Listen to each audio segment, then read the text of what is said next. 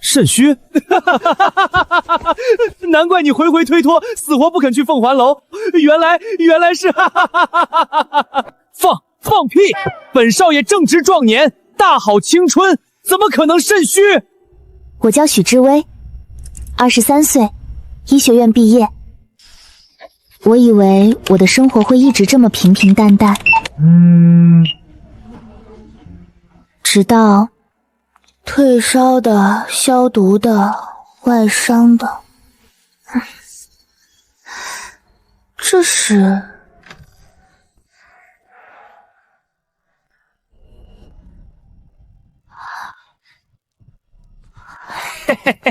景寒兄，你可不能再这么扫兴了。就是，这半个月我们每次约你去凤还楼快活，你回回托辞，身子不爽利。今儿不探个明白，谁也别想走。哎，轻点儿，我真没装，就这阵子腰酸乏力，提不起劲儿，歇2天就好了，用不着看什么大夫。小妖女，你会瞧病不会？给我们柳大少爷好好瞧瞧。等等，你们这几位是在 cosplay？ 什么扣子不累？什么扣子不扣字的？快给我们柳大少爷看病。看病？行，看病是我强项。来，张嘴啊！啊什么？啊，再冲我哈口气。眼睛别动啊！哎，你，天底下哪有这么瞧病的？还剩最后一项，来，深呼吸，放松。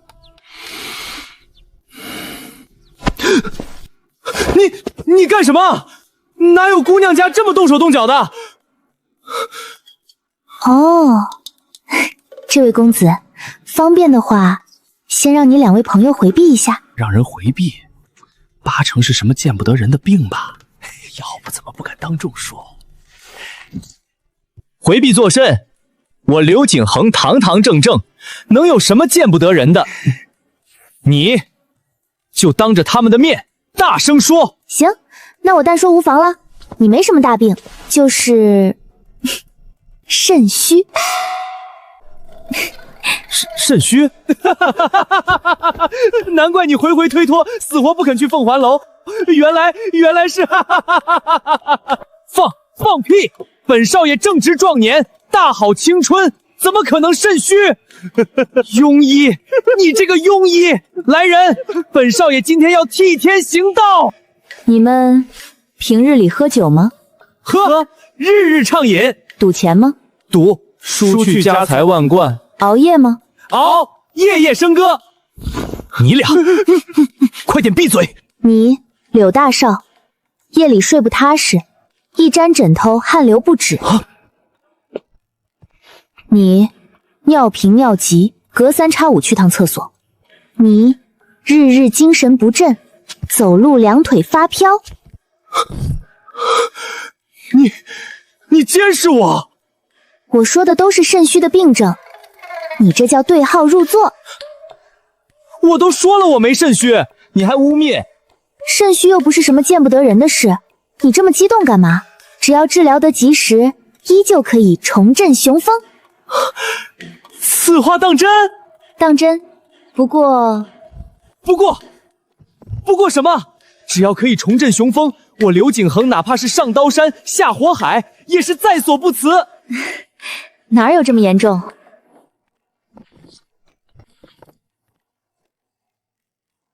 这是何物？这叫十全大补丸，9转还魂丹，又称6味地黄丸。这便是可治肾虚的神药。没错。这来路不明的药能乱吃吗？这女子该不会是想谋害本少爷吧？为了重振雄风，拼了！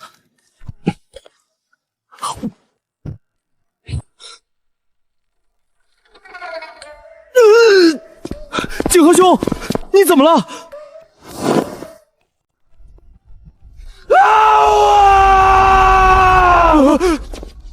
景恒兄，他变成野兽了。我感觉浑身充满了力量。今日前去凤还楼，本少爷要大战300回合。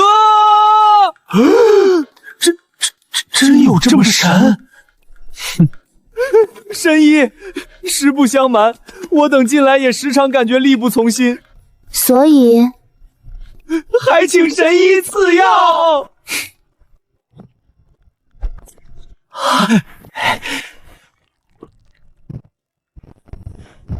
我们京城3剑客回来啦！快点给钱！我们还要给钱？这是神医，放尊敬点啊！对，我忘了。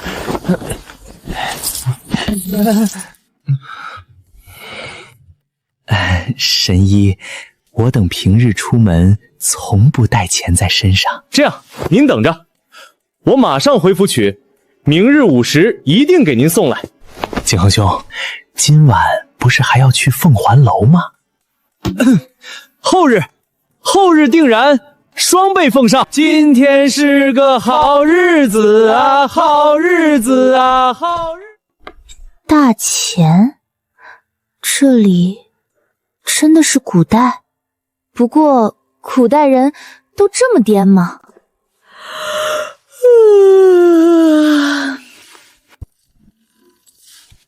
这些铜钱到底值不值钱？这碎银是真的吗？居然是真的！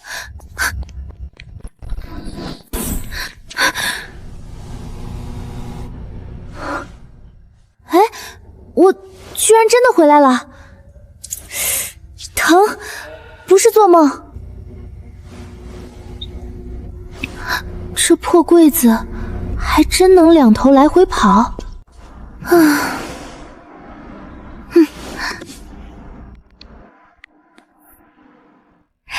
宋老师，你有空吗？我这边有点东西，想请您帮我看看。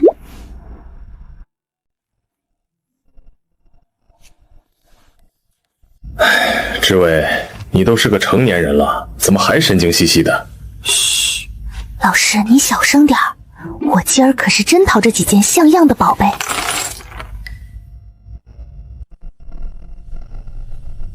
我这儿有监控，就在头顶。你这样神秘秘，很容易被人误会。这不是怀璧其罪吗？我记得你不是学医的吗？怎么迷上古玩了？老师给你提个醒，这玩意儿是坑，尤其旧货市场，没点眼力劲儿很容易挨宰。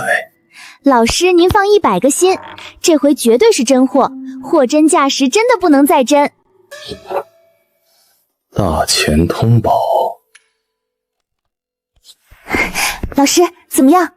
这就是你说的货真价实，真的不能再真？不会是穿帮了吧？我靠！怎么了？你好歹是我们学校的学生，高考成绩不差，我们华夏5000年历史，哪有什么大钱王朝？还有，你瞧这钱，一看就是新铸的，锃光瓦亮，毫无氧化痕迹，这一看就是现代工艺品，8成是哪个景区推出的纪念币，不值钱。好啊，几个肾虚男居然塞给我一堆不值钱的玩意儿。什么肾虚？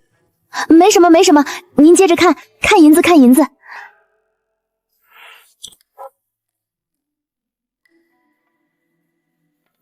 这碎银的样式，倒跟古时候的一模一样，不会是哪个古装剧组的道具吧？不对，这碎银含银量倒是极高。可哪个剧组使得起这样的道具？您是说这银子值钱？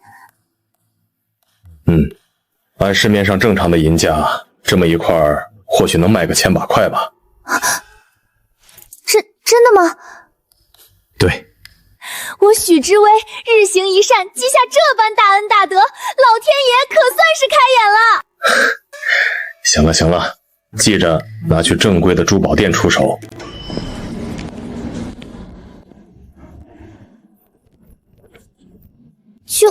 就那么2块碎银，竟换了2000多。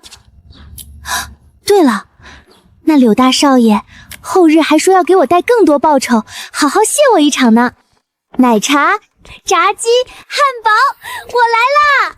等等，后日那笔报酬，堂堂一个京城少爷，总不能又塞我一堆破铜钱吧？会不会？许神医，这是万两黄金、万两白银、10万匹绸缎，您简直就是我的再生父母啊！难道我今后真要开启逆袭人生了吗？奇变偶不变，符号看象限，氢氦锂铍硼，碳氮氧氟氖。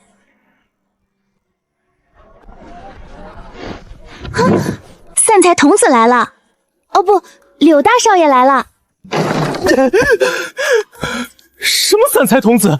算了，我现在没空瞎掰扯。神医，大事不妙，真的大事不妙！急成这样，难道你又违了？说些什么乱七八糟的？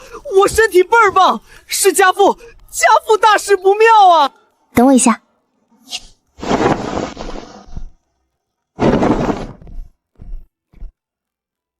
家父身体发热，精神不振，身体也无大碍，已经有好些时日了。府医看过后，只说是小毛病，开了一副温补的药方，说是药到病除，这事也就不了了之了。不就是发烧吗？大夫都说没问题了，你还急个什么？话虽如此，可家父一向康健，壮硕如牛，可前日直接病得卧床不起，疼痛难忍，连喝粥都费劲。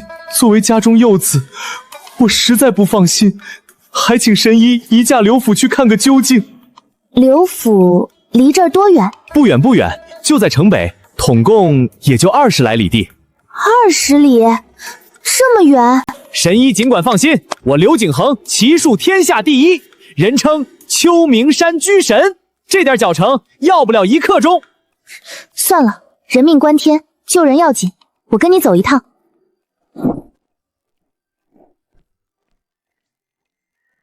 把神医的铺子给我守好了。喂，京城不限速啊！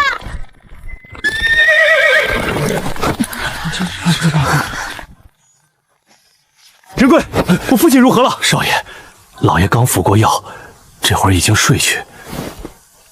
景恒，老爷正在静养，你还是别去打扰的好。这位就是少爷在外头寻来的神医，呵呵，年轻有为。遥想当年，老夫一朝中举，入太医院10年行医，宫里上下人人都尊老夫一声张太医。不想如今，或许是老夫老了吧，不中用喽。纵是宫里的老太医，到底还不如一个民间药女。神医远道而来，喝口水吧。长老，您多担待。我也是想多尽一份力，这才请了许神医。哼，许神医，哼，你当真以为3个臭皮匠顶个诸葛亮？一个名不见经传的药女也可以来为帝师诊治吗？帝师的命岂是儿戏？张太医，你既知道帝师的命不是儿戏，却还有闲心品茗，与我唇枪舌战。柳少爷10万火急送我过来，是为救人，你却百般阻拦。你污蔑老夫有2心，你不讲尊卑，目无尊长。尊卑个屁！臭老头，快闪开，别耽误我看病。长老，您消气消气，这位神医真有几分本事在身，就让他试试嘛。死马当活马医，胡咧咧些什么？你爹还没死呢。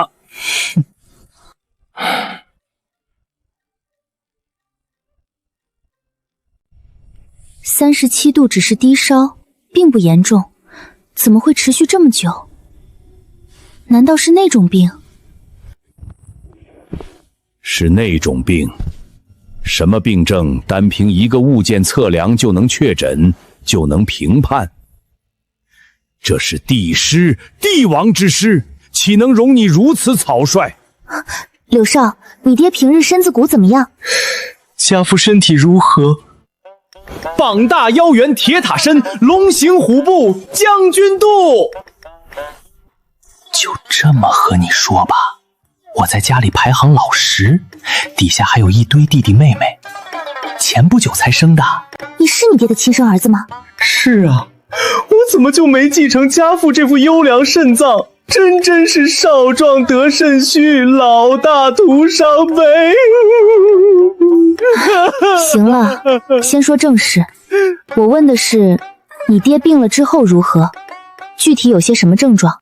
他一开始就是体热，断断续续，但是头也不怎么烫。可到后来，浑身乏力，卧床不起，水米不进。这种病症，古时极难察觉，几乎无从医治，被当成催命的绝症。那时的人将它唤作伤寒。伤寒，伤寒？你可知道伤寒是什么病？你才入世几日，经验阅历几分？单凭一件来历不明的器物，就敢妄下断句，信口雌黄，闹得人心惶惶。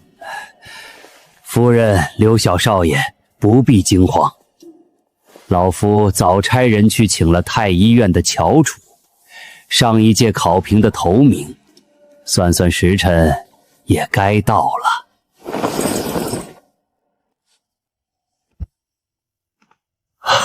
韩太医，你总算来了。张老前辈，事不宜迟，我这就为帝师诊断。帝师的情况有些复杂，体内低热，精神不振，我用发热的药医治却不见效。依照这位许神医的诊断，帝师身患伤寒。不过依老夫拙见，此病不过是寻常发热罢了。神医，算了，到底发热还是伤寒，我自己判断吧。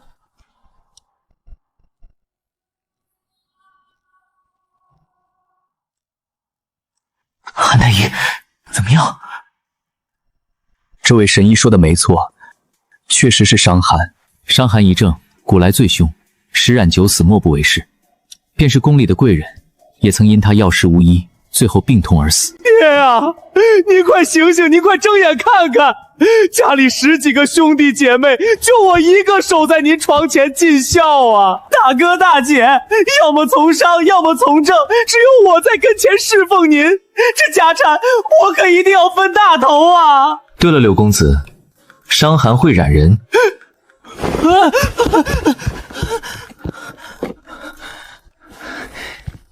爹，我还是爱您的。准备好后事吧，伤寒本就难治，又拖了这许多时日，便是柳家有钱有权，可以遍寻良药，帝师怕也等不起了。爹，你可千万不要死啊！你要是没了，往后还怎么逍遥快活？我惹是生非，谁还能在后面给我擦屁股？死什么死？伤寒不就是个小病？伤寒又叫长伤病、长热病，是一种由伤寒沙门氏菌引起的细菌性的传染病。典型症状就是持续高烧、浑身乏力、腹痛、腹泻。来人，给老夫也端张小凳凳。许神医，请问这伤寒是怎么得的？问得好，首先你们要记住，一定要爱干净，饭前便后要洗手，陌生人给的东西不要乱吃，不干不净的坚决不入口。先别说了，治病要紧。爸，你干嘛呀？我难得这么用功，您别打扰我学习。少爷，老爷他醒了。我爹醒了。爹，我方才那番肺腑之言，您都听见了吗？这家产我可一定要分大头啊！哎呦，爹，你真是体壮如牛。神医，老夫当真还有救吗？有，这个叫左氧氟沙星，是一种抗生素。记住，饭前1日3次，吃满1个疗程，病就差不多了。爹，您这是枯木又逢春，大病又初愈，雄风又回归。照这情况，孩儿往后怕是又要多上好几个弟弟妹妹了。景恒，不错，你终于干了一回人事。为了好好表扬奖赏你，为父做了一个违背祖宗的决定。你未来1年的零用，我准备克扣了，当做谢礼，好好感谢许神医。我没听错吧？爹，你说什么？使不得啊，使不得啊！爹，那可是孩儿1整年的零花钱啊！爹，孩儿错了。虽然孩儿不知道哪儿错了，但孩儿真的错了。许神医，老夫这条命是你捡回来的，这些谢礼务必收下，聊表身心。想老夫病重那些时日，卧床不起，水米不进。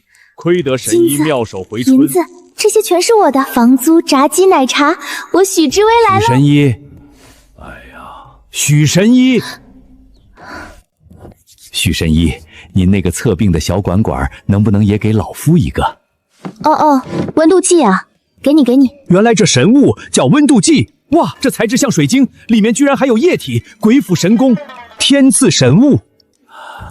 日后神医但有所需，我刘府上下听凭差遣。好了，帝师大病初愈，身子要紧，要多睡觉，好好康复。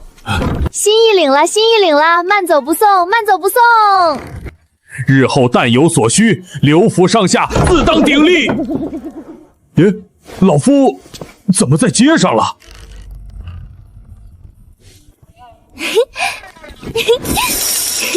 快哉！大口吃肉，大口喝酒。小二，再上2两炸鸡，2两奶茶。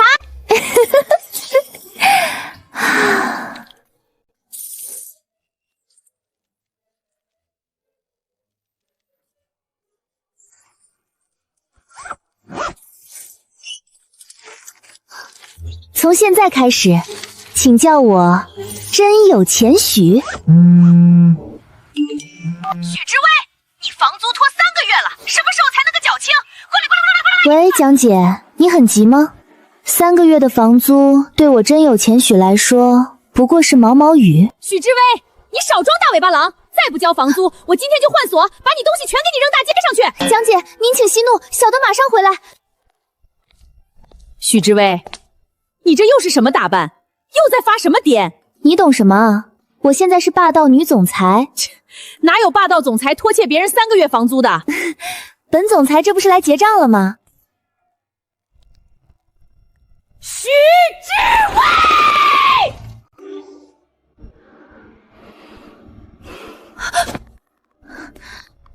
等一下，我换微信我还有。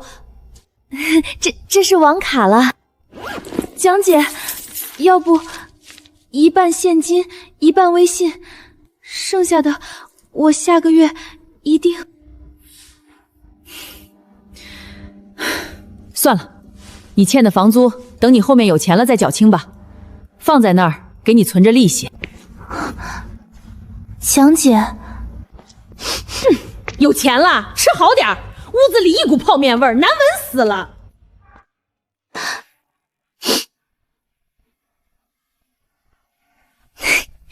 还存利息。来了，催什么催？本神医这就过去。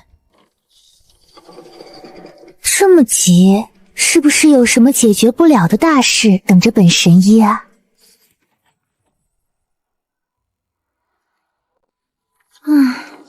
得，又是这破地方。神医，天大的事儿，天塌了！天塌了找女娲，找我干嘛？我说真的，出大事了！让我猜猜，又违了？不是我，你能不能别张口闭口就这俩字儿？上回也是你哭着喊天大的事，跑进来一查，肾虚。那是上回，这回真不是我，是我姑姑。你姑姑也违了？能不能好好说话？我姑姑是宫里的贵妃娘娘。贵妃？太后最疼的宁安小郡主，病了大半年，太医院一群人轮着看，越看越蔫。我姑姑听说你把我爹的伤寒治好了，点名要见你。病大半年没断根，一群太医没辙。什么症状？低烧老不退，吃不下饭，整天喊累，蔫的跟霜打的茄子似的。走，这种拖成老大难的正是我的菜。哎，你倒是先问问报酬啊！救人要紧，钱宫里还能短了本神医的诊金。这话我爱听。入宫头一档，你一介民间药女，不得以医者自居。我不当医者，那小郡主的病谁看？换上上药局临时女使的衣裳，在宫里你是来打下手的，不是来行医的。我大老远来治病，进门头一件事是换装。合着本神医千里迢迢是进宫当临时工来了。见了贵人先行礼，不得直视；贵人不问，不得开口。行走靠右，垂手低头。等会儿，我见个病人规矩比我做台手术还多。什么手术？方言，您接着。地务用双手，行路不出声，奉茶要先验。就看个病，又不是来拆单的。神医你忍忍，宫里就这规矩，有我姑姑罩着你，怕啥？柳公子，宫中不得喧哗。是。内寝重地，柳公子止步。那我在外边给神医压阵。你压什么阵？进去就得晕血。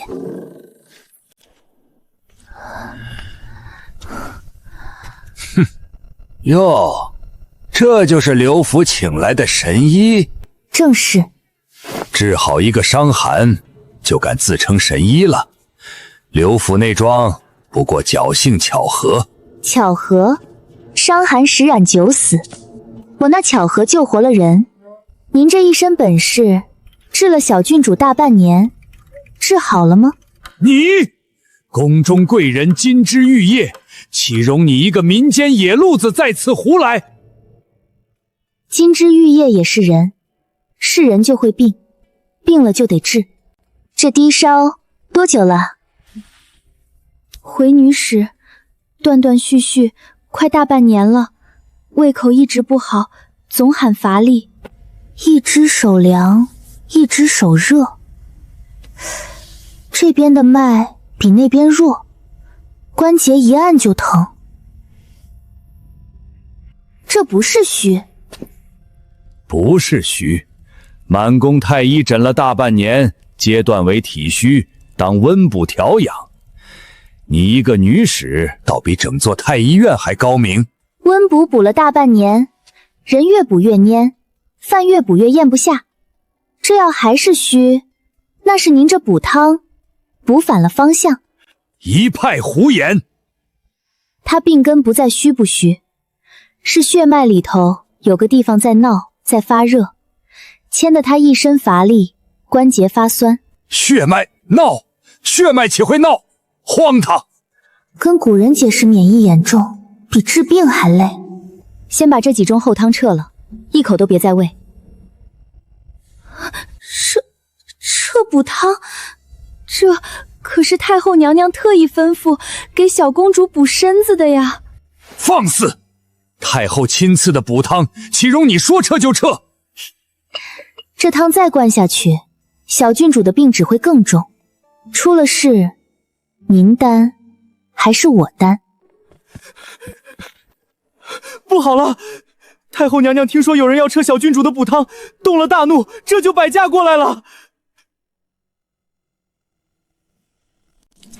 就是你，敢撤哀家给宁安补身子的汤，你知不知道那是太医院整整配了3个月的方子？正是，知道，所以我才敢撤。太后明鉴，这民间药女不懂宫中调养，胡乱断症，说什么小郡主大半年的虚症不是虚，这是妖言惑众。一个药女能比整座太医院还高明？太后，高明不高明，我说了不算，数字说了算。数字？给我半天，把小郡主1天里头的热度、2只手腕的脉、手脚的凉热、关节疼的时辰全记下来。半天之后，太后您自己看，是虚还是不虚？荒唐！一个外来药女，半天能看出什么？院判大人，我没说要把病治好，我就是记录。这个你也觉得荒唐？母后息怒，你也要替他说话。这孩子治好了刘府帝师的伤寒，是臣妾才请他进宫的。伤寒时染久死，他治住了，半天记录总比再拖大半年要好一些。半日之后，宁安要有半点闪失，哀家拿你们2个一起问罪。听见了，出了事，本宫也护不住你。够了，半天我要的不多，但凡给我记录这点机会。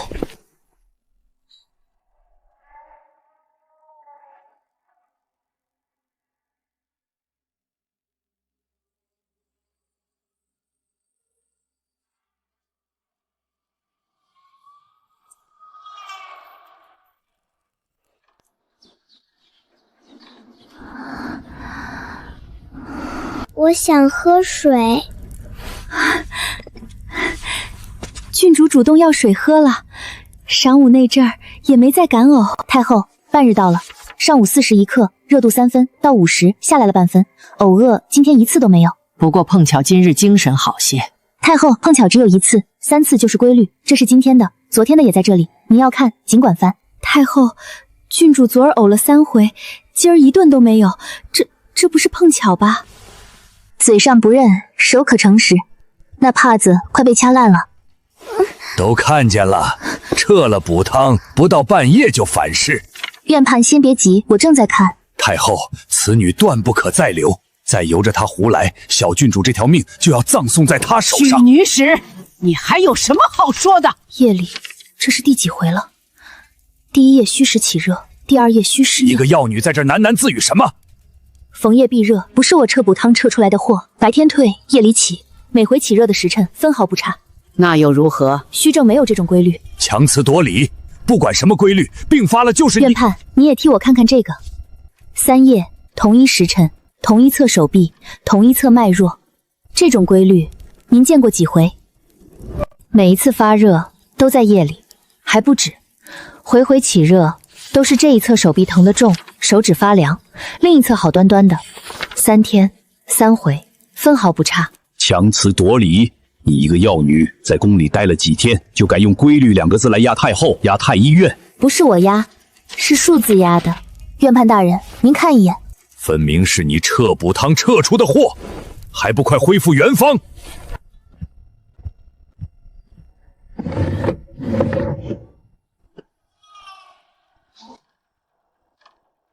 怎么了？神医又在怼人了。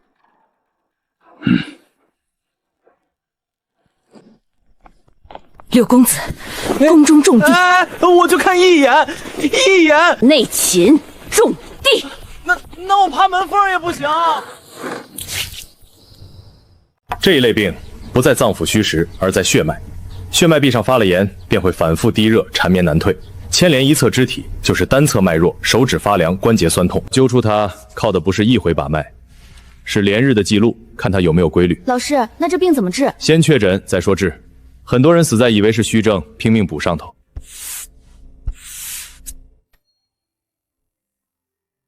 哀家请韩太医来复诊，他若也说你胡来，你便给哀家出宫去。是你，韩太医，好久不见。先看诊。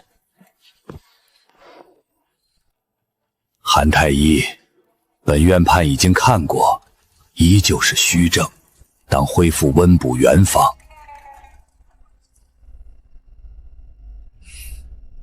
院判，你来看一眼这侧脉。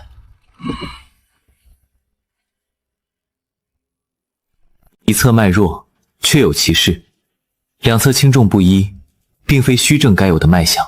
韩太医，你莫被他三言两语带偏。院判，脉象我亲手按过的。你那本记录册，给我看一眼。太后请看，3天3夜同一时辰起热，同一侧脉弱，同一侧关节作疼，不是哪儿虚就补哪儿，是这病有规律，逢夜必热，热则一侧弱关节疼，病根不在虚，在血脉里内处反复发的炎。血脉发炎，听都没听说过。太后见过伤寒吗？见过。2年前没人听说过的病，刘府帝师也险些因他没了命。这2件事道理是一样的，有些病不合规矩，但它存在。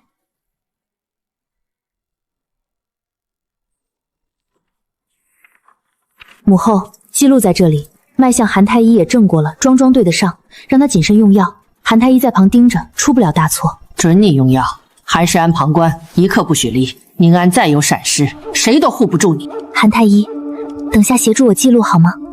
好。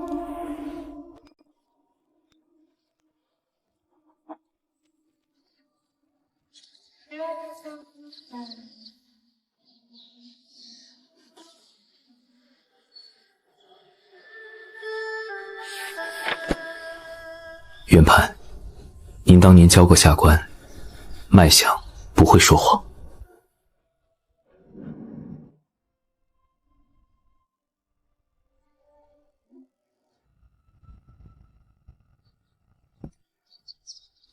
郡主的热退了，手脚也不再一直冰一直烫了。我饿了，能喝粥吗？热度下来了半分。昨夜虚实，没有再发。女使，您可真神！不是神，是记录有用。青罗，进来。女使，奴婢青罗，上药局派奴婢来给您打下手的。行，先喂郡主，小口，慢点喂。是，就这样，不考我规矩。考规矩是那边院判大人，我这里会喂粥就够。院判说了，明日一早要查他的药箱。还真来这招。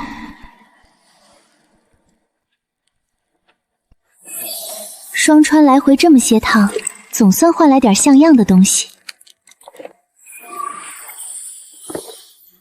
查吧，请您好好查。小郡主好转的蹊跷，来人，把他药箱里的妖药邪物给本院判搜出来。院判没有，再找。院判真没有了。院判大人，您要找的妖药长这样。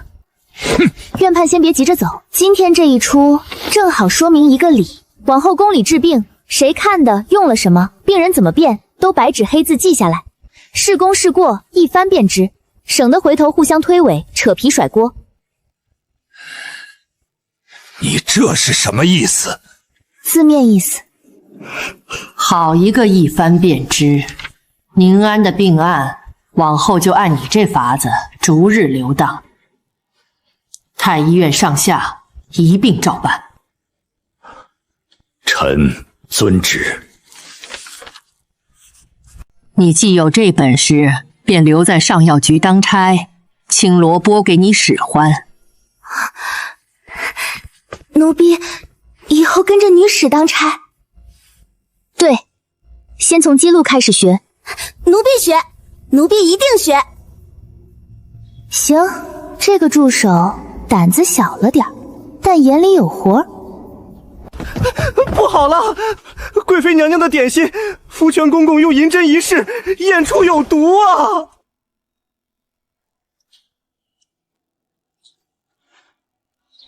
有毒！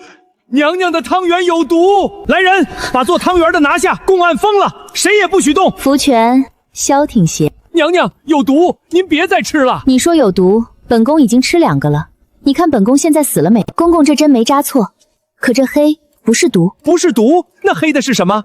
黑芝麻里头有点东西，碰上银就发黑。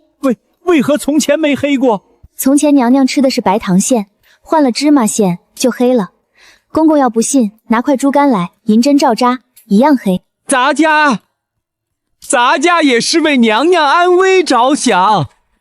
知道你忠心，许女使，这汤圆少油少糖，本宫吃着正合口。娘娘，你已经吃第4个了。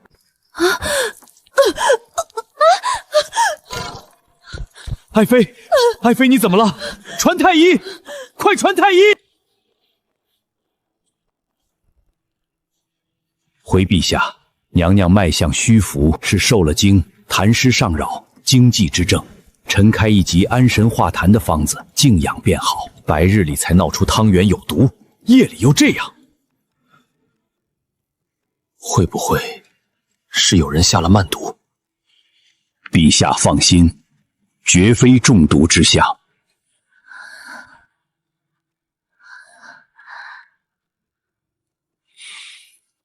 那就先照你说的开方。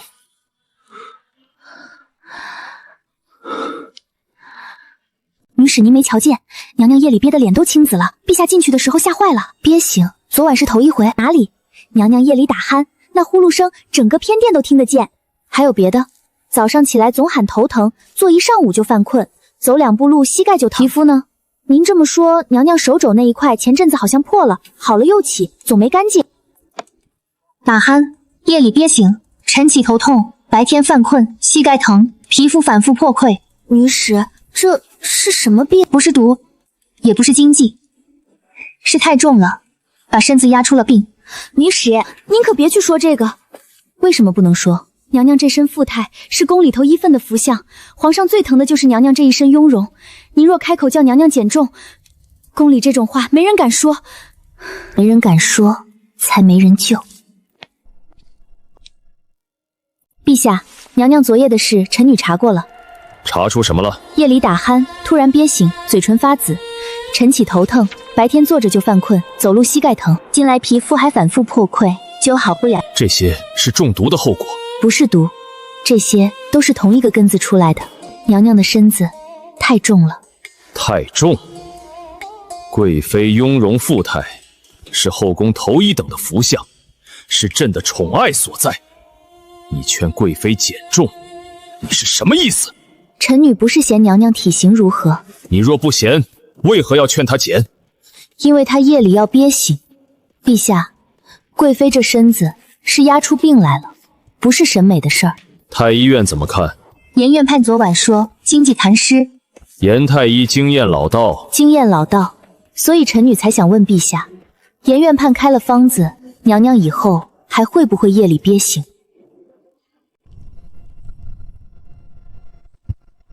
娘娘，臣女不是要您变瘦去讨谁喜欢。那你要本宫做什么？想让娘娘夜里睡得安稳，不在半夜憋醒，走起路来轻松，膝盖不疼。最要紧的是别哪天睡着睡着就再也醒不过来了。本宫有那么严重？夜里憋醒，嘴唇发紫，娘娘，那一刻您心里害怕吗？许女使，你说的具体怎么做？臣女不是要娘娘少吃饿着，是换个吃法，护着身子。那本宫还能吃本宫爱吃的东西吗？能，但得换个吃法。红烧肘子呢？肘子先减量。甜羹呢？减糖，不是不让吃。桂花，娘娘，您一样一样问，臣女答到明天也答不完。分餐，少油少糖，饭后慢走，睡觉垫高些，侧着睡，护着膝盖，护着皮肤，一步一步来。娘娘的觉先给您睡踏实了。那就试试吧。还有一件事要麻烦陛下。说。从今儿起，夜里给娘娘另送吃食这一条也得停。朕知道了。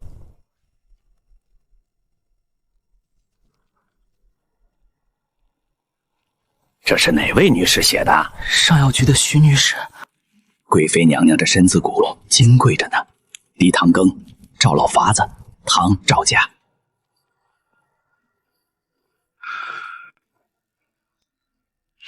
青罗，你来尝一口，比平常的还甜，我看看。这道写的清炒，怎么这么亮？御膳房说是用了清炒的法子，清炒法子，油星子一点没少。御膳房的人怎么说的？说娘娘金贵，哪敢真叫娘娘清着饿着？万一娘娘不舒服，回头怪罪下来，御膳房担待不起。担待不起，我来担。这御膳房能听吗？不听就换人做，一勺油就是一勺，多一滴不行。是。分餐我亲自来对。是。比原来还甜，本宫还是别喝了。娘娘，您这是第一回吃亏占到便宜了。许女使，歇一歇成吗？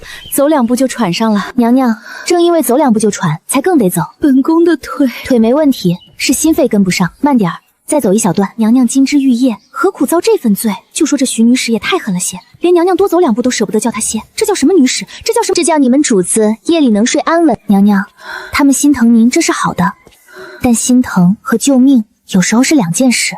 你说话真是一点面子不给人留的。留面子那是青罗的事，臣女管的是娘娘晚上能不能睡着。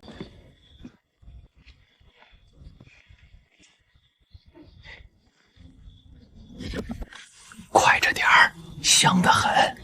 快些，快些，趁徐女使不在，先送进去。陛下，肘子。朕就是来看看爱妃睡下没有。陛下来看娘娘，用带肘子。这是朕自己要吃的，顺道带来。好，那臣女帮陛下记一笔。陛下习惯夜里在贵妃宫外廊道吃酱肘子。公公，食盒搁这儿。从今儿起，夜里往娘娘这儿送吃食，不管是谁送，归臣女管。知道了，爱妃最喜欢吃肘子。等娘娘夜里不再憋醒，肘子的事再谈。姑姑，侄儿来。娘娘这会儿在按心膳服用饭，减重呢，您别给塞吃的。你说什么？娘娘在减重。减重？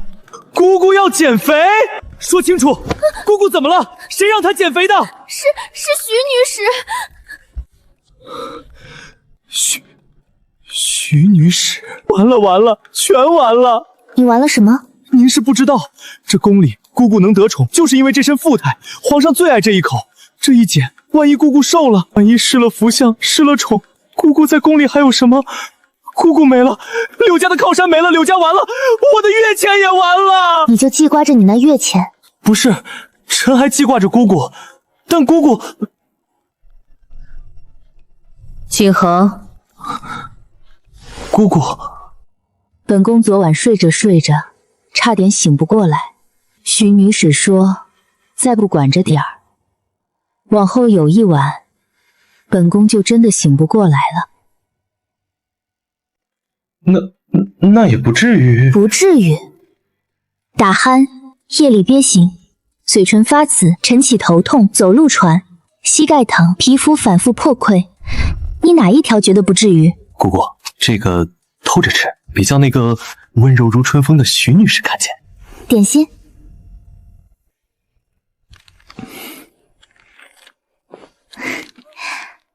正好缺个陪娘娘散步的人。徐女使，太后娘娘传话，娘家老王妃多年的腹痛又犯了，这回还高烧，眼白也黄了，寻常方子压不住，太后请您即刻去看一眼。神医，这是大事吗？大事。女使，来前贵妃娘娘还念叨您，说这几日晨起头不疼了，夜里也睡得沉。知道了，回头去瞧她。先看眼下这位要紧。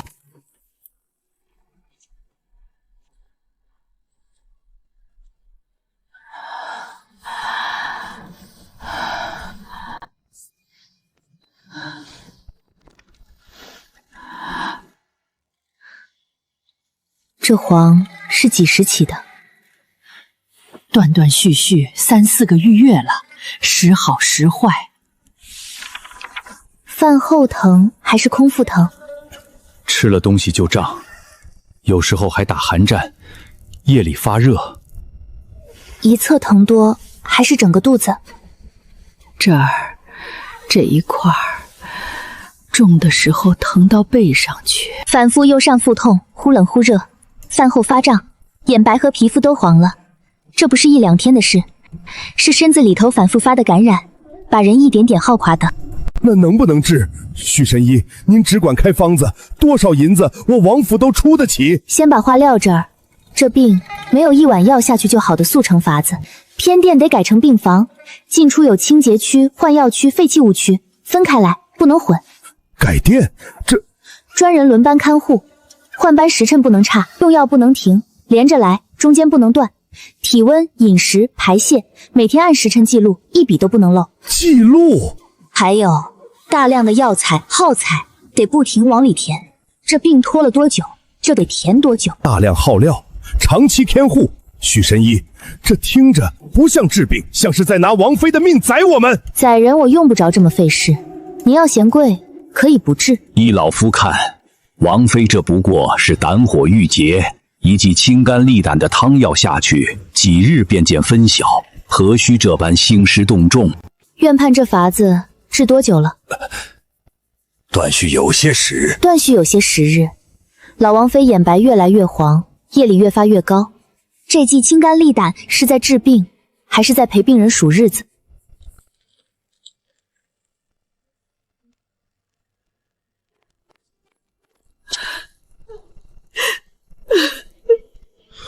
徐女使治好了贵妃，朕信她。传朕的话，救老王妃，要人给人，要银子给银子，谁也不许拦着。那臣女得去备齐东西，少则2日。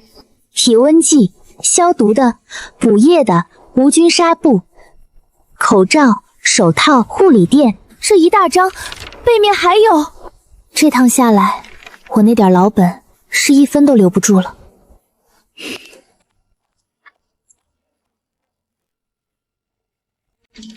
体温计、口罩、手套、消毒液，这个多拿几瓶。行，就这些，能接受。还没结束，这数字是活的吗？怎么还在涨？要穿越发财？我哪是发财？我是自费给古代开了一间病区。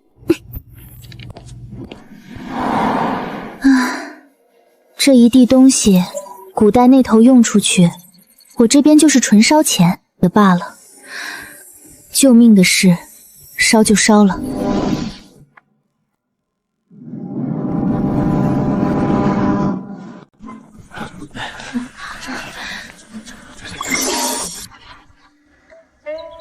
女使，这玻璃管管里边是什么东西啊？凉热的，塞到腋下夹着，一炷香后报数。夹着报数？看这儿，这一格是1分热，往上过了这道线烧了，往下退了。1根管管就能看人烧不烧，这是什么道理？道理以后说，现在先学家。女使，这白棉片片是捂脸用的？挡灰尘挡病气，换药的时候你我都要带。像个鬼，像个干净的人。青罗，你这是干嘛？要行刺？哪儿呢？这是女使发的神物，换药带的。那我也要一个。神医，你也给我发一个，我去换药区帮忙。你上回进换药区看见血晕过去，磕破了老王妃床脚，这是忘了？那是上回，这回我不晕。行，不晕就把这几块牌子照着我说的挂上。清洁区、换药区、休息区、废弃物区，一个都不能挂错。这我会，小意思。挂反了。哎，这不是一样吗？一样你来，还是一样我扣你姑姑点心？我重挂。从现在起，王妃的体温、哪儿疼、吃了多少、排了没有，全给我按时辰记下来，一项不能漏。时辰一到就要记，不管王妃是睡着还是醒着。睡着了，你看她不打扰，但记；醒着问，再记。时辰上的事儿不能靠脑子，脑子会骗你，纸不会。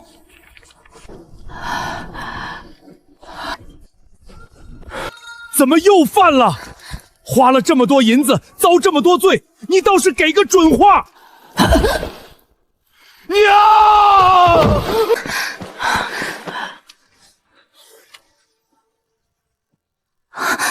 都这么些天了，钱花的像流水，人还是这副样子。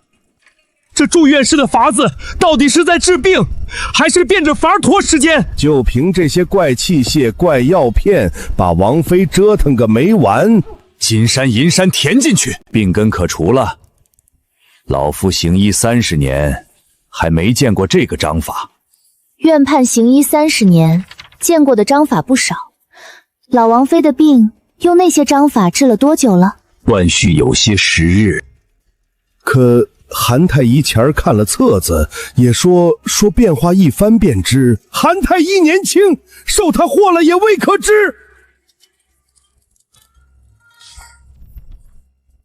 你们看，他第一次反复，前一天多吃了油腻的，饭后没让他歇，直接起身走动，换药拖了半个时辰。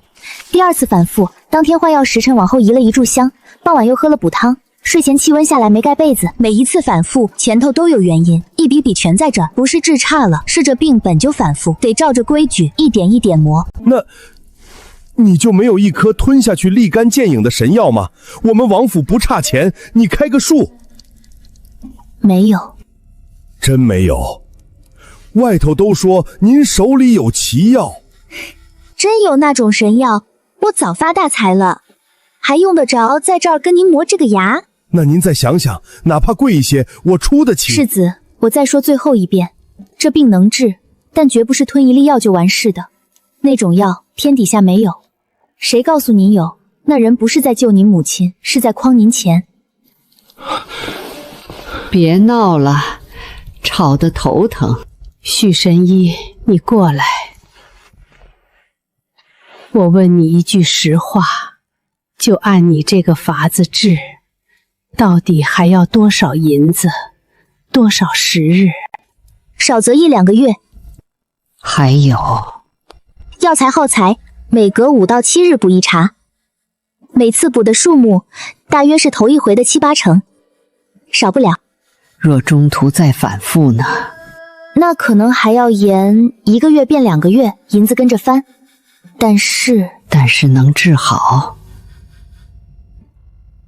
能治，砸锅卖铁也治。以后少在这儿催他，催也催不出神药来。差不多全用干了。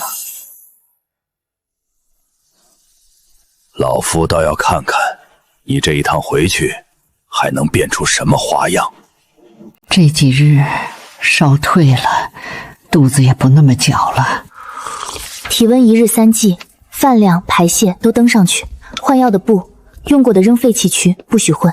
哎，那是用过的，得搁那边。哼，不就是块布，洗洗不就得了？女使说了，2个区不能混，混了王妃就得多遭一遍罪。这规矩比进宫头1天还多。等等，上一顿是什么时辰喝的？这奴婢没记，没记就先放下，等记完再喂。顺序先记再喂。记吃饭也要记，吃饭、喝水、排泄、睡觉全记。这是给人治病，还是给王妃记账？账记清了，王妃才能早日出这偏殿。记还是不记，自己选。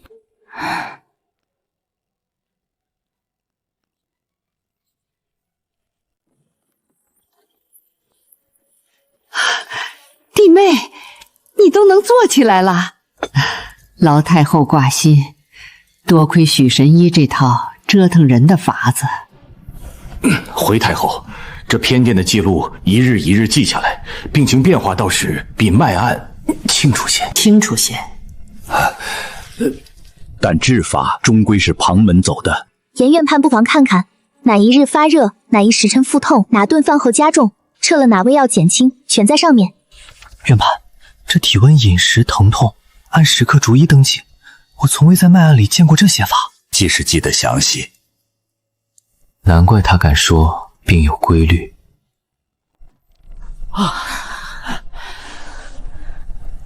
往后这偏殿就照着章程走，护理分班次，体温按时记，饮食排泄登测，赃物隔离，谁也不许图省事乱来。准，就按许神医的规矩办。病情是好转了。许女士，这记录法子我想抄一份，可以吗？记得把字写工整，别让我回头看不清。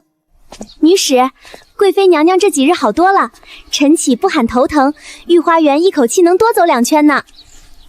你瞧贵妃娘娘是不是瘦了点儿？可不是，腹太少了，哪还有从前那份福相？这么下去，万一皇上看腻了。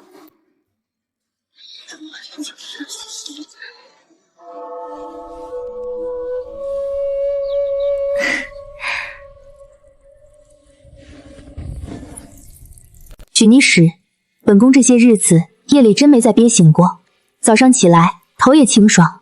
娘娘看，憋醒从一夜5、6回到这2日1回都没有，膝盖也不喊疼了。那本宫今儿是不是能赏自己一块桂花糕了？不能，就一小块也不能，巴掌大那么一丁点儿。娘娘，膝盖刚不疼。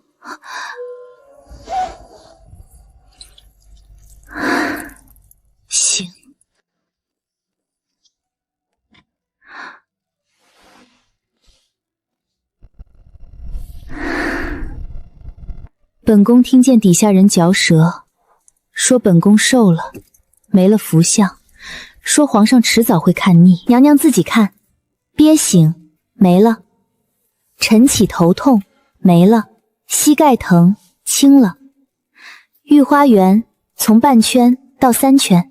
可外头那些人说，那些人说的是他们的话，这册子记的是娘娘自己的身子。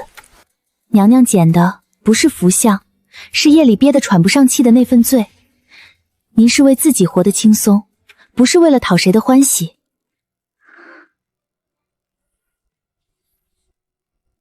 撤了吧，本宫这觉睡得比什么福相都舒坦。继续，本宫为自己捡。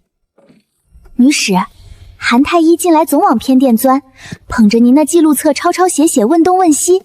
由他抄。女使，上药局门口来了位夫人，珠光笔气的，2个随从往门口一堵，奴婢都不敢上前拦。他点名要见神医。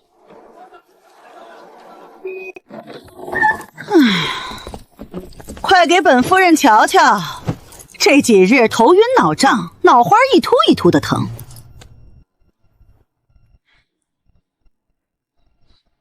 夫人没什么大病，就是中暑了。中暑？就这么个上不得台面的病？本夫人哪次看病不花个8、9百两的？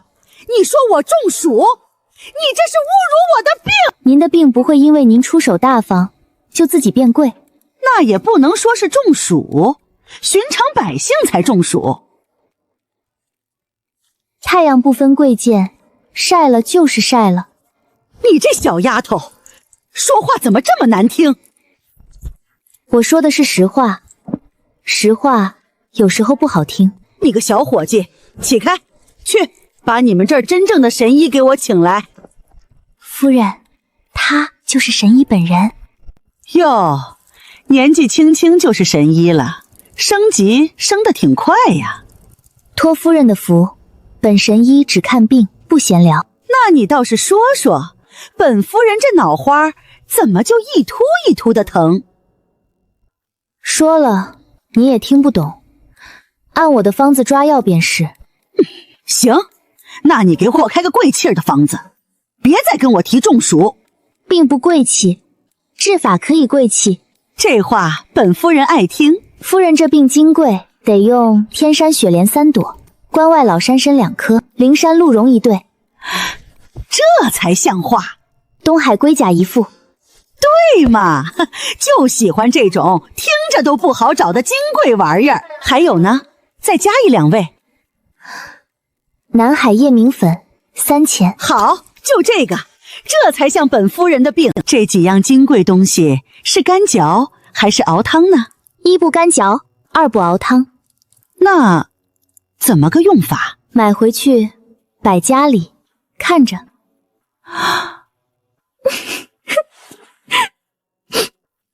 我懂了，这些都是上好药引子，得镇在宅子里。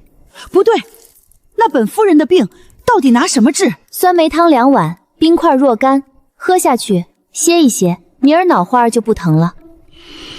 这酸梅汤，街边摆摊的大婶就能治？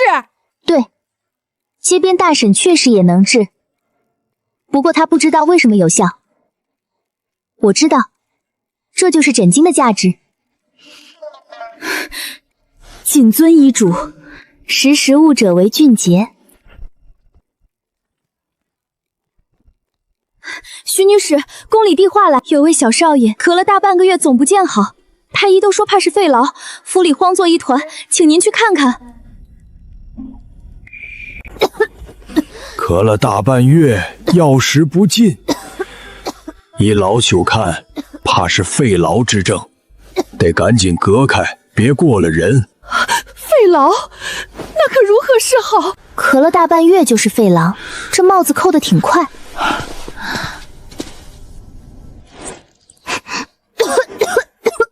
他每回咳得猛，是不是都在这屋里？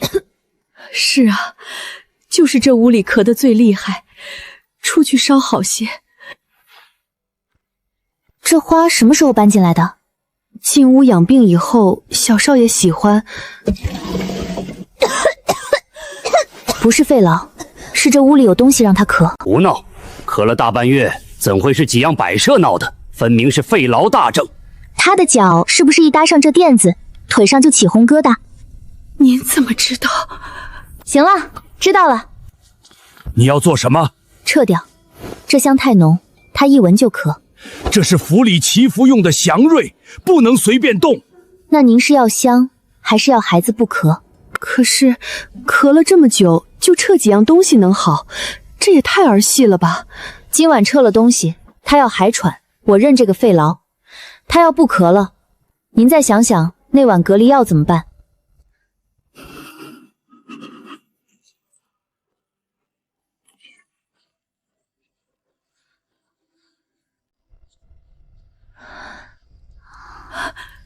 一夜没咳，真的一夜没咳，不是肺痨，不是肺痨啊！以后别让他接触浓香、花粉、猫毛，碰了又咳，就是这3样又沾上了。记住了，记住了，徐女士，您真是……神医，出大事了！萧将军练兵，旧伤崩裂，血，好多血，多重？伤口这么长，红的、烂的，还发着光热。军医拿草灰往上糊，糊了没有？我来的时候还没糊，但我来得慢，万一这会儿已经糊上了。快走！我就知道我来对了，就知道要找您，神医，您快点，快点儿！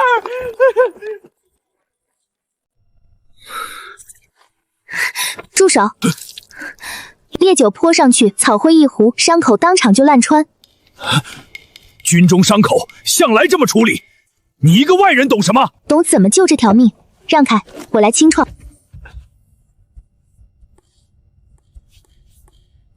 疼？无碍。疼就说疼，我好知道伤到哪儿了。有一点。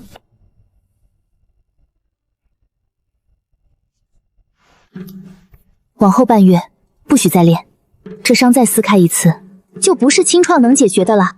无碍，军中事务耽误不得。你现在脸都白了，还无碍？这伤口碰水了吗？练完淋了血。那就是他红成这样的原因。下次换药来找我，别让军医再招呼。知道了。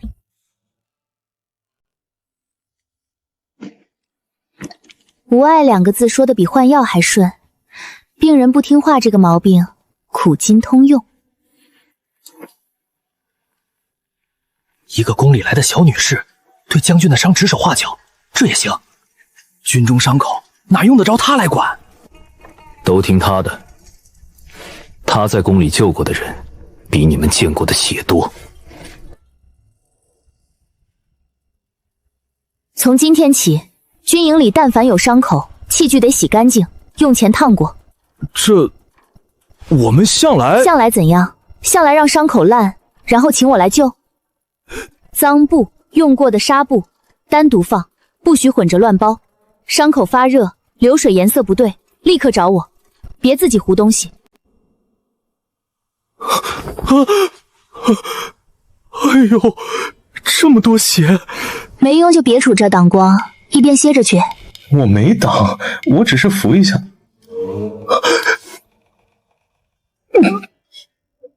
神医，你能不能先拿块布挡一下，我就瞄一眼？那你闭眼。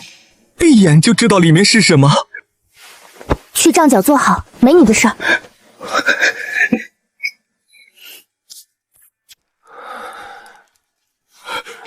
将军烧起来了，烫得吓人。现在怎么办？这伤口，我也不知道。方才女使说的阎往里走了，还等什么？快去请徐女士！快把徐女士请回来！快啊！是。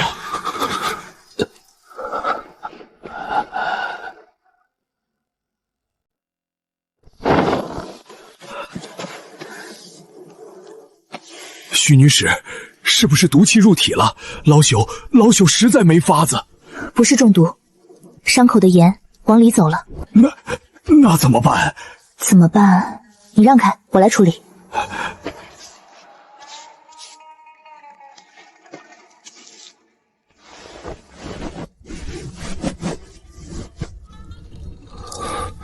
把药吃了。今晚守着，你去候着。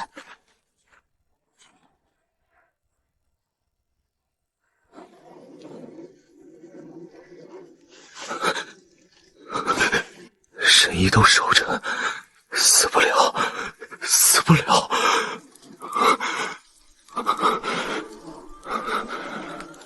徐神医，将军要真出了事，你别怪我来得慢，我已经跑得很快了。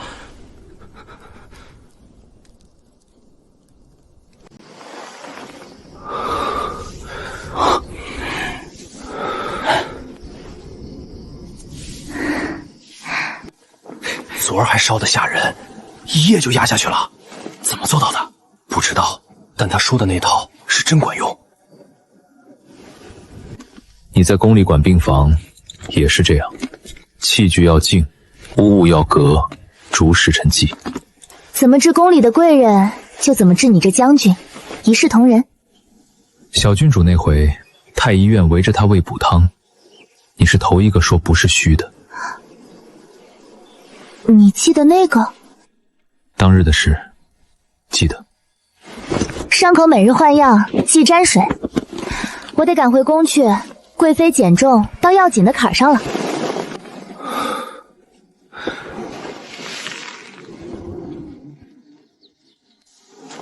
那徐女士本事没话说，就是这长相，搁咱们大前可算不上好看，太瘦了，没福相。可不是，换我可瞧不上。不过那双手倒是，就是手稳，又顶什么用？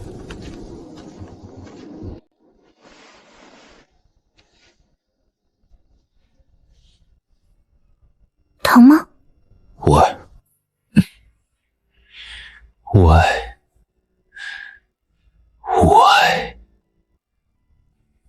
你这嘴是铜皮做的？今日上校场了？只走了圈。走圈也算。我跟你说了，停训半月。半月？我麾下3000禁军等着操演，你叫我停半月？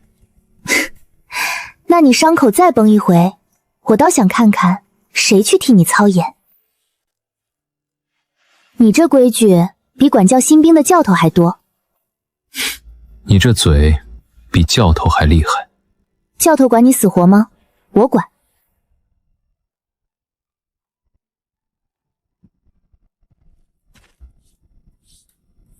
记住，伤口先用干净水冲，别拿脏布乱捂。哎，流血了，按住，别揉，别塞草灰，听见没？听见了，女使。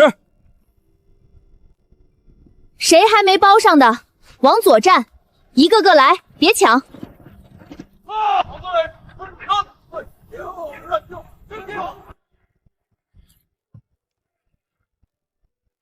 拿着，禁军护身令牌。往后你在军中走动、出入，方便些。你对每个给你换药的大夫都这么大方？就你规矩多。有规矩的大夫多了，还有话说没有？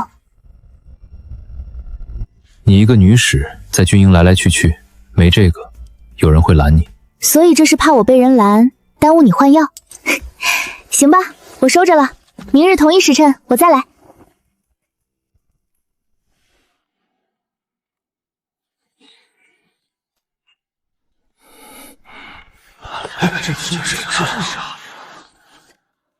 不是哪一回，是他那股劲儿。病人在他手里，他从不糊弄。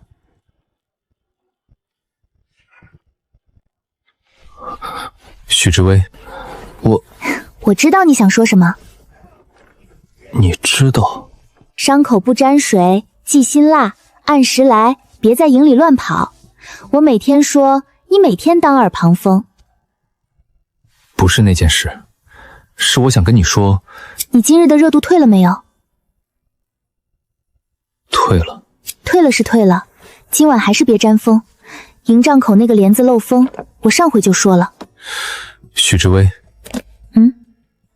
你这里的消毒棉快用完了，明日我带新的来，别用那些旧布条糊弄。好，我说完了，你继续。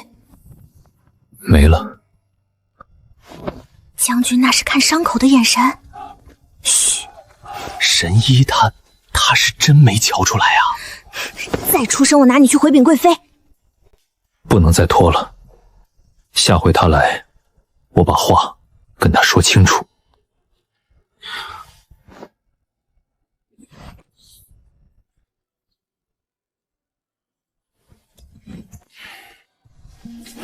怎么了？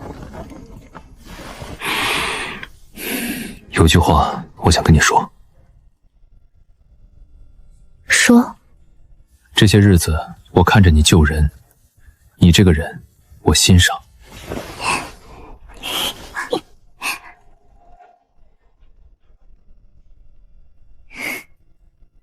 我不在意旁人说的那些什么富态啊、福相啊。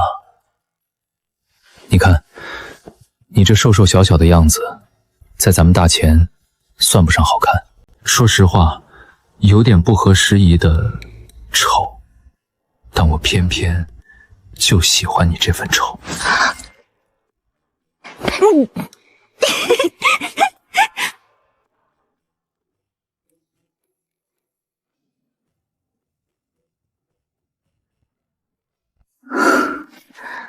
萧将军，嗯，你夸人的本事，跟你裹伤口的本事一样凄惨。我怎么了？我是真心夸你。真心夸我丑？不是那个意思，我是说我不在乎你。你不在乎我丑，多谢，我受宠若惊。我是说，我喜欢我丑，我听见了。这要是真心话，你省省吧。我的意思是，你跟旁的女子不一样。哦，哪儿不一样？丑的那方面？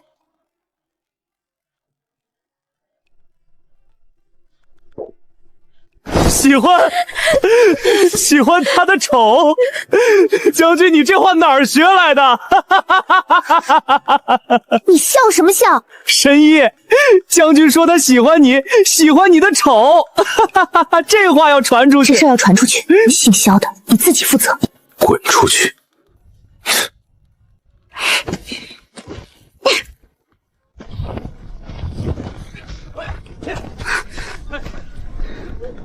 你还想来？我不会说话，你先把令牌收了。我已经有一块了。哪儿来的？你给的。昨天。那块也还在吗？在。我说的欣赏是真的。我知道。你知道？就算你嘴笨，眼睛不会说谎。下回我打好草稿再来。收声。女使，娘娘那边减重又见好了，今早还问起您呢。明日去给她看看，再动一下扣月钱。神医救命！我家夫人突然腹痛如绞，疼得满地打滚，太医都束手了。寒凝腹痛，常府急症，事不宜迟，得下一剂重药，通腹散寒。严院判英明，快接快接！你看什么呢？不看肚子，盯着人家脸。相面更贵，您家这个钱。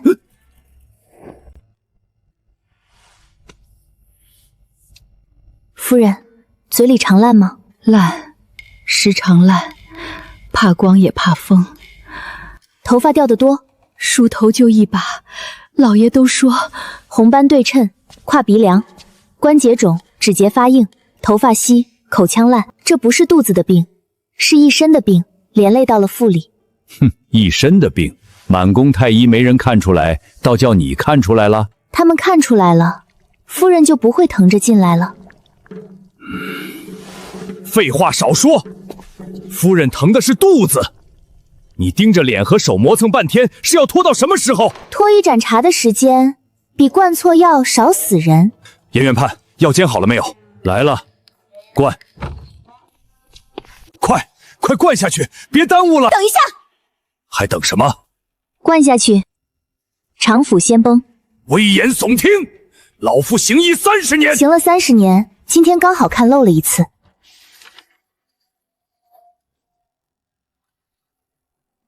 红斑、关节、口咽，方才确实。来人，把这胡来的女使拿下！我要她给夫人的病负责。你疯了！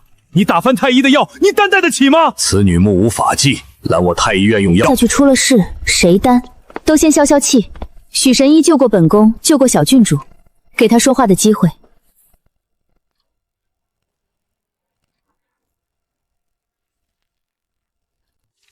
尿里带泡沫，颜渊判，这条您问了吗？急腹痛为主症，问这个做什么？皮肤起过网状的青紫，来过又退，问了吗？老夫问的是腹痛本症。脸上红斑，关节肿痛，头发掉，口腔烂，这些加上腹痛，凑齐了，是一身的病在腹里发作。按急腹痛猛攻，常腹撑不住，会出大事。给他1夜，若1夜后夫人没起色，本宫陪他一起担。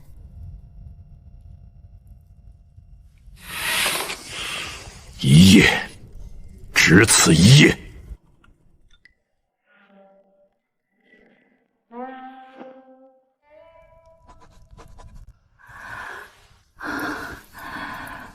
没那么搅了。若昨夜真灌了那剂药，不用想若。多谢。老夫行医30年，从未误诊。您方才是想说从未失手，改成从未误诊，听起来好听一点。老夫先前只盯着肚子，是判的不全。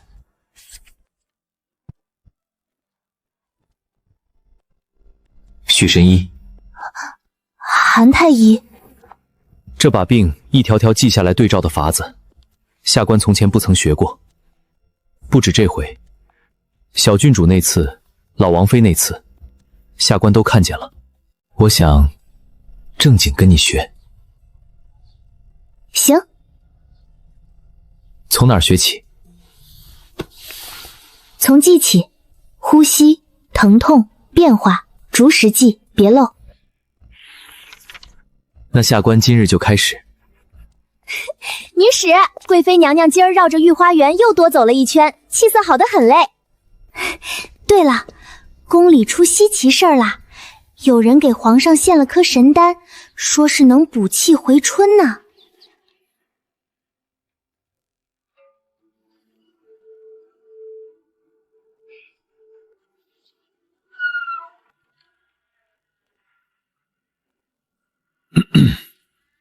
许神医，朕操劳国事，夜里还总是要批折子，近来总觉体虚乏力。陛下这是……朕的意思是，算了，还有一桩事，你等朕说完。某些要紧的关头，总觉得力有不逮。懂了。此事万不可让太医院知道。臣女明白。你可明白朕说的是哪里？力有不逮。明白。真明白。明白了3遍了，陛下。陛下放心，臣女有药。要一味补气回春、强本固元的。臣女这就去备。快去快回，切记此事只你我知晓。臣女遵命。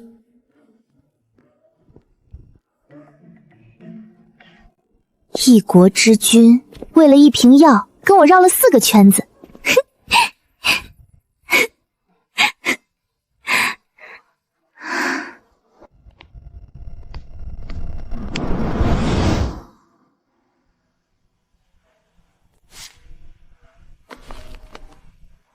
这东西丑话得先说好。这个字体不错。陛下慧眼。这几个字是何文字？异域文字，陛下无需细究。内容朕也不必细究。陛下只需按臣女说的用，其余一概不必细究。朕知道了，许神医辛苦了。陛下保重龙体。朕会的。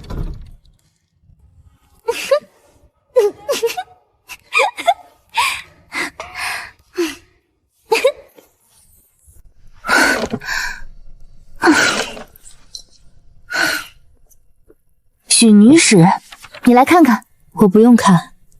为何？因为那个树我已经猜到了。那秤上的树好些天了，一动不动，睡得着吗？睡得着。夜里还憋醒吗？少了。膝盖走路疼不疼？比从前好了些。那这秤有什么好看的？可是本宫嘴都管成这样了，白受罪了大半个月，树却不动，心里总觉得是不是白费了。娘娘，您这身子啊，是跟您闹起脾气来了。他敢跟本宫闹脾气，不光敢，还闹得有理。女使，您这话说的跟夸那身子似的。本来就是夸，他适应新规矩，没一夜就给拿下，不容易。听说娘娘近来饮食越来越少，这福相瞧着是淡了不少。娘娘，您看这里。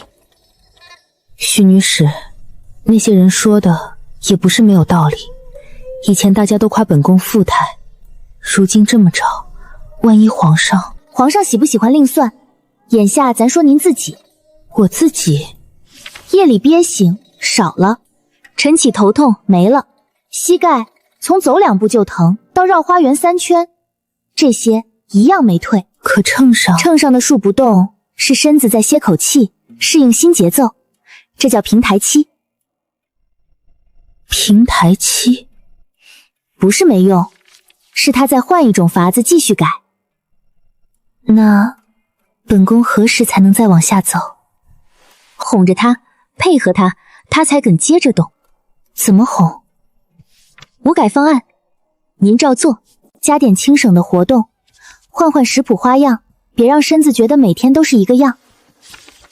这些不算太难受。娘娘记着一件事。何事？咱减的是身子舒不舒服，不是秤上那个数。舒不舒服？您睡得着，走得动，膝盖不疼，这就是减成了。你这么说，本宫其实早就减成了一半。可不是。好，本宫接着来。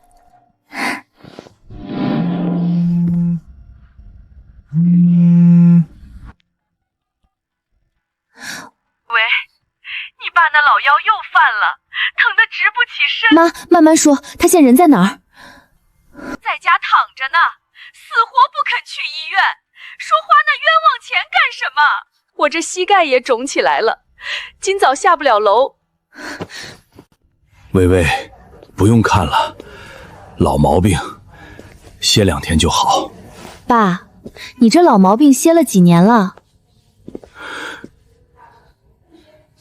那也不用花这冤枉钱，我这腰结实着呢，昨天还扛了2袋大米。扛得动2袋大米，弯不下腰系鞋带，那是因为腰椎撑不住了。走，进去。腰椎劳损相当严重了，现在这个状态再硬撑下去，往后走路都要出问题，必须做康复治疗，越早越好。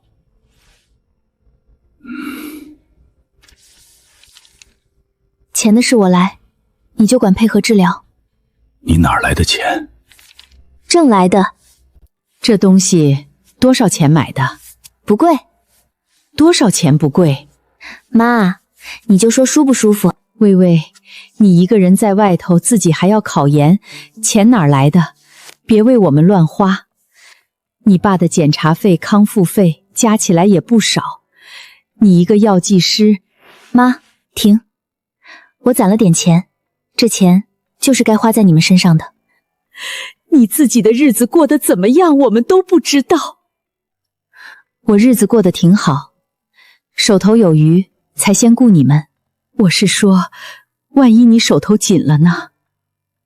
妈，我说了，你和爸这次都得听我的。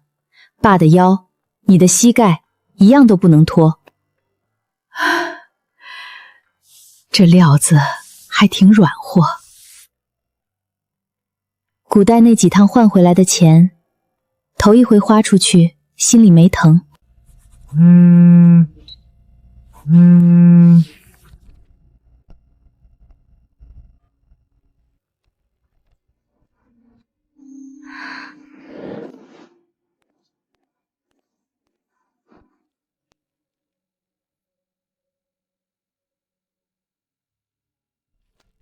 这什么？学校通知，截止日期过了2天了，你打算什么时候拿出来？姐，我想再等等，等你手头松一点。多少钱？说。资料费380，活动服220。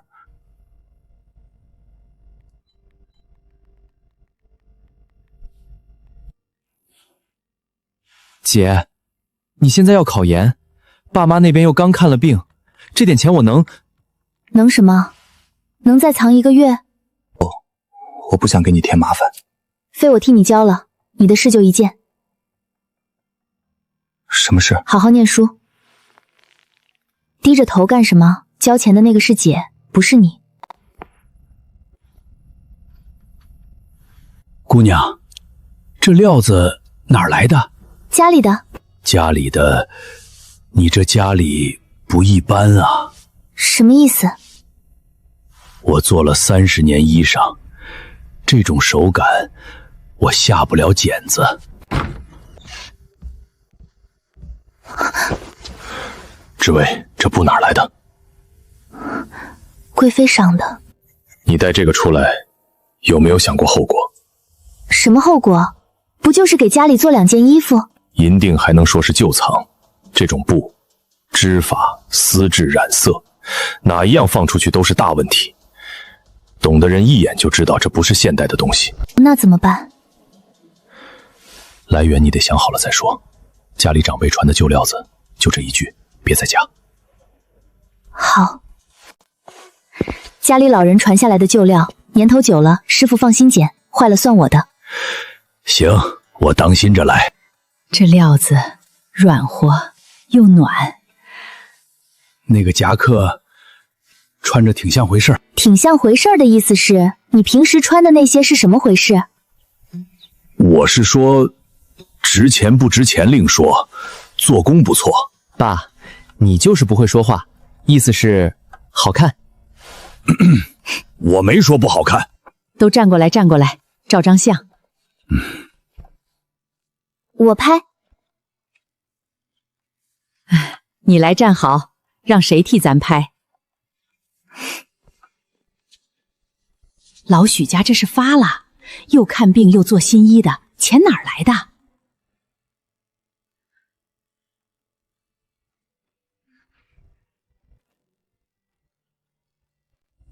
微微啊，这肉我特意点的，你爱吃。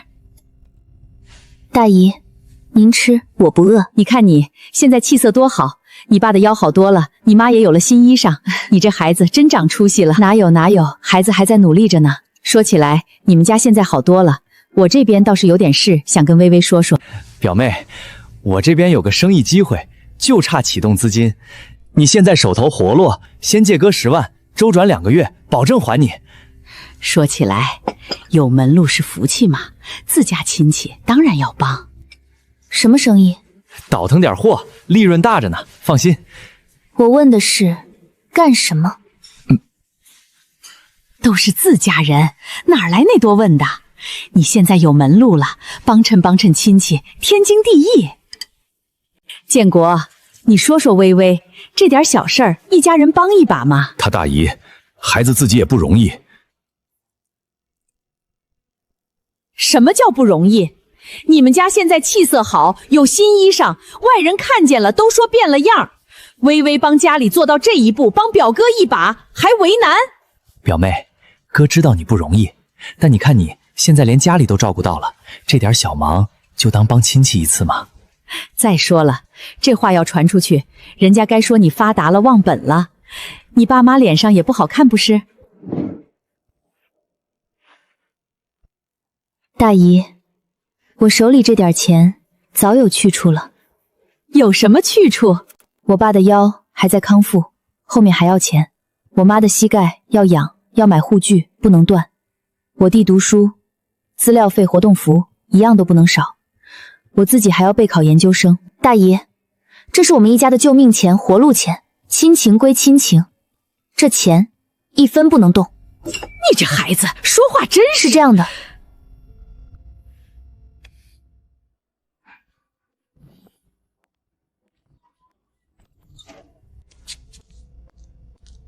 微微，谢谢你。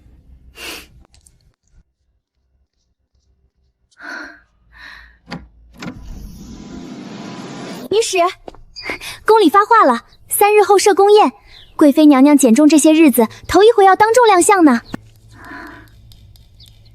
亲情那关算是过去了，这一关才刚刚开始。贵妃娘娘这阵子清减了不少，从前那份雍容福相可惜喽。可不是，宫宴上一站，万一圣上看着不喜欢，那位许神医胆子可真不小，这都敢动。女人家最值钱的就是一身福相，给治没了，这不是帮倒忙吗？娘娘，您心里有数吗？宫宴人多，预演难测，要不还是让人备着旧宫装，回头穿着稳一些。劳两位挂心了，旧宫装就不必备了。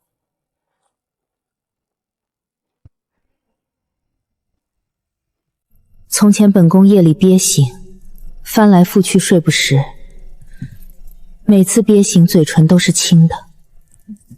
白天犯困，撑着精神和人说话，说到一半就头疼，出门走2步就喘，工人跟着都替本宫捏一把汗。如今一觉到天亮，膝盖不疼，走得稳。这些日子是好是坏，本宫心里有数，是好。那些福相不福相的话，由他们说去就是了。您舒不舒服，只有您自己知道，别人替您舒服不了。啊，娘娘，您这旧腰带松了这么一大截。系上的时候恨不得往里紧2个。这一节是多少日子的事？42天。宫宴那日，本宫自己走上去，不必2个人扶了。行，我在旁边看着。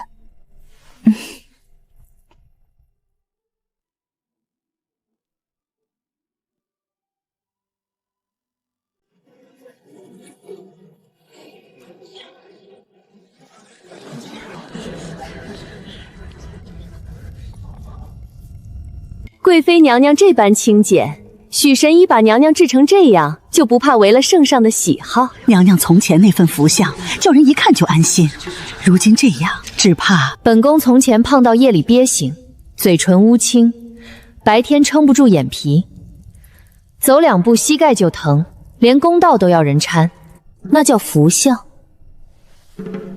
如今本宫睡得安稳，走得轻松，这才是真的舒坦。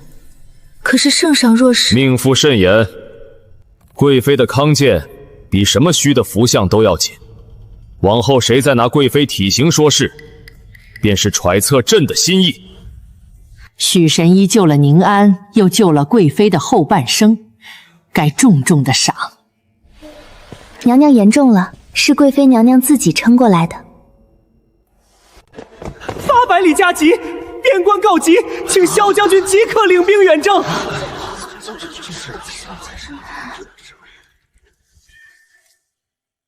这个还给你。军中弟兄这些日子的伤，照着他处置，少折了不少人。看来还是有人听话的。这回出去，少则半年，多则几年，也可能回不来。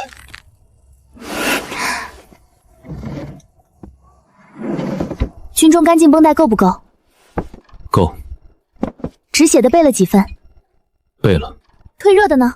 刀口化脓才最要命，你那帮人手最糙，包扎完记得换药。你不用拿这些挡着。我就是问问，你们军中的……我知道，上回我说错了话，这回我把话说清楚。我喜欢的是你这个人，你的本事，你的脾气，你救人时那股劲儿。就这些？就这些，够了。那又怎样？等我回来。谁准你死在外头了？你给我活着回来！回来的事回来再说。止血贴，按在伤口上，压住，别松手。多久？出血止了再松，别问我多久，你看着办。这个伤口先擦干净再包，脏了就废了。擦干净再包。发烧了吃这个，2颗，不是越多越好。2颗。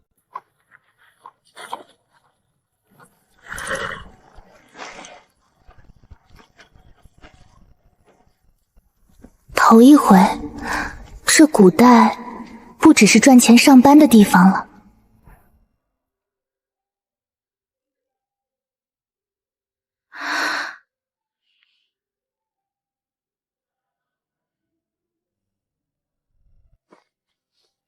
姐，身份证、准考证笔我都装好了，你就管考。行李装好了吗？热早饭，别空着肚子去。我开车送你，路上我给你顺2道题。爸，你没考过研，我可以现学。姐，温水，别考一半渴着。课间记得吃块巧克力补脑子。我再给你报个天气预报。是赵今天下午。行了。我考个试又不是上战场，都歇着。他那战场比考研还凶，爸你小声点。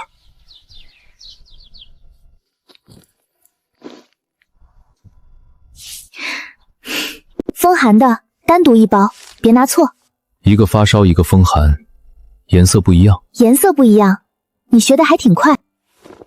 记住3条：先止血，别拿脏东西糊伤口；发烧了多喝水，多歇着。其他的你们会的那些我管不着。先止血，别乱糊，多喝水，多歇着。哼，会背了。这个你拿着，我不在京中，禁军见令如见我，护你周全。我又不是没手没脚，要人护。我愿意。你路上自己带着用。边关不认京中令牌，拿着。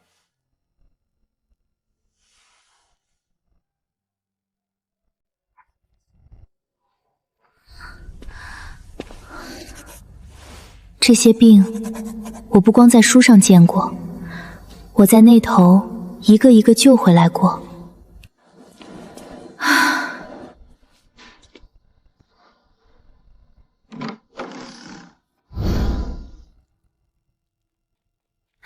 女使，边关第1封军报回来了，萧将军用您给的那个急救包救下了一个流了好多血的兵，他用上了。急救包止血，军中上下都在传。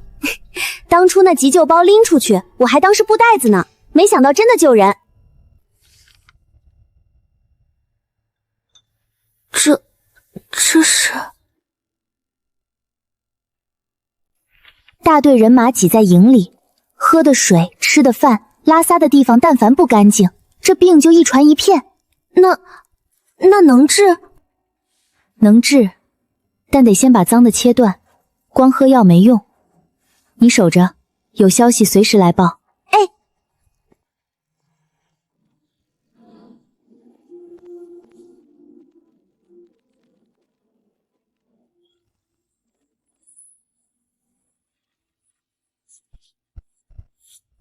许神医，军中病案，我跟你一起拟。你要一起拟，不怕被太医院的人说？若病案能救人，说就说。饮水这条你来写，你跑过边关，比我清楚那头的水源。好。营地隔离那条也要有，高热的、腹泻的，分开住，别挤一顶帐篷。记录频率也要定，发热每半日记一次，腹泻次数计时，不许报少。比我写的清楚。你教的。韩太医，您今天不对劲啊。哪里不对？以前您可是当众说民间野路子不可乱动宫中病案，今儿倒是自己拿笔跟着写了。医者认错，不算丢脸。女使，您知道吗？当初太医院多少人要审您的罪，连院判都盯着您的药香查。今儿，当年本官也是依规办事。是，依规办事，现在也依规跟着点头了。女使，你什么时候回来？快了，这头还有点事。古代这头也有事。我知道。现代这头，考研、三甲医院都还没拿到手。古代那头，病人、责任，还有一个等我牵挂的人。